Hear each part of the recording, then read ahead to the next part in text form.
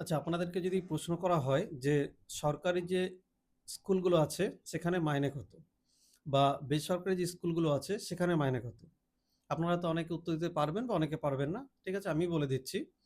আমি যদি সরকারি স্কুলগুলো ধরি সেখানে মাইনে ধরে নিন ৪০, ৫০, ৬০, ৭০, ৮০।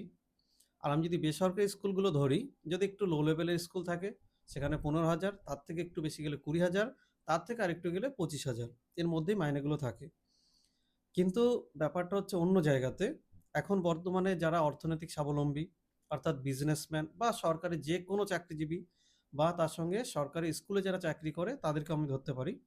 তাহলে যত চাকরিজীবী আছে বা আছেন, আর তার সঙ্গে যত বিজনেসম্যানদের ছেলেমেয়েরা আছেন, প্রত্যেকের ছেলেমেয়েই কিন্তু আজকে ওই বেসরকারি ওই ২০, ১৫, ২৫, ৩০ মাইনে পাওয়া টিচারদের কাছে বেশি পড়ছে। কিন্তু সরকারি স্কুলে যেতে চাইছে না। এমনকি আমি যদি টিচিং মহলটাও চেক করি, তাহলে টিচিং মহলেও দেখা যাবে যে ১০০ জন যদি আমি টিচারকে নিই আমাদের এই আমি টেস্ট করবার জন্য, সেখানেও দেখতে পাবো যে ওই ১০০ জনের মধ্যে ৮০ জন টিচারের যে ছেলেমেয়ে আছে তারা বেসরকারি স্কুলেই পড়ে। মাত্র ২০ জন মাত্র আছে যারা সরকারি স্কুলে পড়ে।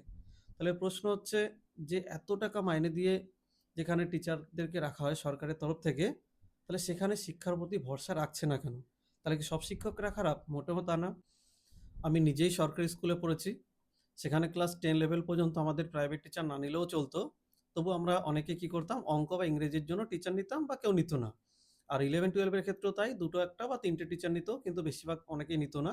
স্কুল থেকে যে সিলেবাসটা কমপ্লিট করানো হতো তাতে কিন্তু আমাদের পড়াশোনার বেশিরভাগটাই কিন্তু হয়ে যেত।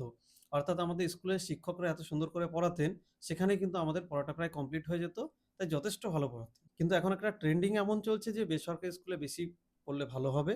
আর দ্বিতীয় আরেকটা কথা হচ্ছে এটাও ঠিক যে সরকারি যে স্কুলগুলো আছে সেখানে আগে যে লেভেলে পড়াশোনা হতো সেই লেভেলে কিন্তু এখন পড়াশোনা হয় না। তার পেছনে হয়তো অনেক কারণ থাকতে পারে। সেগুলো আলোচনার আলাদা বিষয়। আমি সেগুলো কিন্তু কিছু বলছি না। তবে আমার যেটা বলার যে আমরা যদি নিজেরা থেকে এখন যদি সরকারি স্কুলগুলোকে যদি না শোধরাই, তাহলে সমস্যাটা কি হবে? এই ধরনের সরকারি স্কুলগুলো যদি একবার উঠে যায়, তাহলে বেসরকারি স্কুলগুলো কিন্তু তখন যারা মালিক আছে সেখানে আরো খরচা বাড়বে। তখন কিন্তু আমরা সাধারণ ঘরের লোকেরা পড়াতে পারব না। তাহলে আমাদের এখন একমাত্র একটা ভালো অপশন হচ্ছে কি সরকারি স্কুলগুলোকে রক্ষা করতে হবে। তার জন্য ১ম কি কাজ? স্কুলগুলোতে যে পঠন-পাঠন তার কোয়ালিটি অবশ্যই বাড়াতে হবে। যাতে সাধারণ ঘরের ছেলেমেয়েরা অন্তত সরকারি স্কুল থেকে পড়ে তারা একটা ভালো জায়গাতে পৌঁছাতে পারে। আমার এই ভিডিওটা বানানোর পেছনে উদ্দেশ্য কাউকে ছোট করা বা খারাপ করা নয়। আমার উদ্দেশ্য এটাই যে সরকারি স্কুলের পড়াশোনা বজায় রাখতে গেলে সরকারি স্কুলে পড়াশোনার কোয়ালিটি বাড়াতে হবে। আর তার জন্য যে স্কুলগুলো আছে টিচার এবং গার্ডিয়ান যারা আছে প্রত্যেককে সক্রিয় হতে হবে।